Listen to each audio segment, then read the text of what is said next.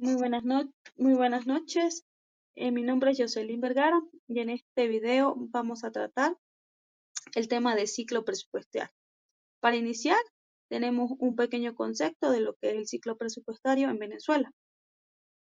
Este comprende 6 etapas, las cuales son la programación, la formulación, discusión y aprobación, la ejecución, el control y la evaluación del presupuesto público. Estas fases se desarrollan a lo largo de un periodo definido y generalmente son en un año fiscal y todas están interconectadas y donde forman un proceso continuo. Como primera etapa tenemos la programación. Esta etapa define los objetivos, metas y estrategias que guían la gestión pública en el próximo periodo. Esta fase implica la identificación de las necesidades, de las prioridades, y la elaboración de los planes operativos anuales. En esta etapa se fija anualmente antes del 31 de julio y está encargado el Ministerio de Finanzas a través de la UNAPRE. Elabora una versión definitiva de la política presupuestaria para cada organismo. Políticas de financiamiento de gastos, salarios, precios, endeudamientos, etc. Como segunda etapa tenemos la formulación. En esta etapa se presenta ante la Asamblea Nacional antes del 15 de octubre de cada año para su discusión y sanción. Debe estar acompañada de una exposición de motivos donde se expresen los objetivos que se proponen alcanzar. Si no es presentada antes del 15 de octubre o el mismo es rechazado por parte de la Asamblea Nacional antes del 15 de diciembre de cada año, el presidente del Consejo de Ministros reconducirá el presupuesto vigente, que se encuentra modificado de acuerdo al artículo 41 de la ley orgánica. Como tercera etapa tenemos la discusión y aprobación. En esta etapa, la Asamblea Nacional remite el proyecto En esta etapa, la Asamblea Nacional remite el proyecto a la Ley de Presupuesto y al Presidente de la República para su promulgación, dentro de los primeros 10 días siguientes a aquel en que lo haya recibido de acuerdo a la Constitución de la República Bolivariana de Venezuela de 1999. El presidente podrá en ese lapso y previo al acuerdo con el Consejo de Ministros solicitar a la Asamblea Nacional que se modifique algunas de las disposiciones de la ley o a su vez que se levante la sanción. La Asamblea Nacional debe decidir en mayoría absoluta acerca de las consideraciones que plantea el presidente. Y el mismo deberá ser promulgado sin poder hacer algunas observaciones nuevas después de haber hecho esa promulgación. Como cuarto punto, tenemos la ejecución. En esta etapa, luego de ser aprobado el presupuesto, inicia una ejecución donde se lleva a cabo los gastos y se recaudan ingresos previstos. En esta etapa también implica la gestión de recursos financieros por parte de diferentes organismos y entidades públicas. También es importante resaltar que la programación de esta fase debe realizarse tanto en términos físicos como financieros. La física por servir de base a la financiera. En esta etapa tenemos elementos que la complementan. Tenemos lo que son los productos, que son la cuantificación de los productos terminados. Tenemos los recursos reales, que son la definición de los subperiodos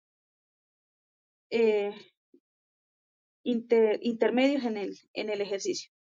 Y tenemos los recursos financieros, que son para prever para cada lapso del presupuesto. También se encuentran establecidos algunos planes, ¿verdad?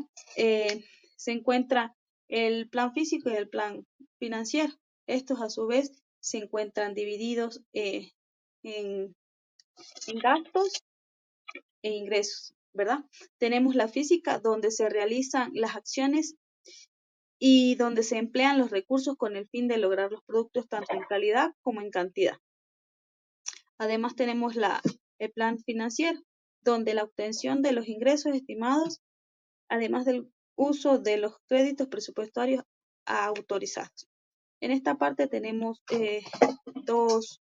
se divide en dos, son los ingresos y los gastos. Donde nacen los ingresos tenemos la causación, que es el momento donde nace el derecho, la liquidación, el momento en que se determina la cuantía del derecho, y la recaudación, donde es el momento que extingue el derecho.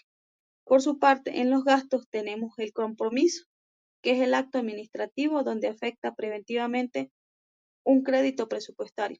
Un ejemplo de ello son una firma de contrato o la emisión de una orden de compra o servicio. Como segundo punto tenemos el causado.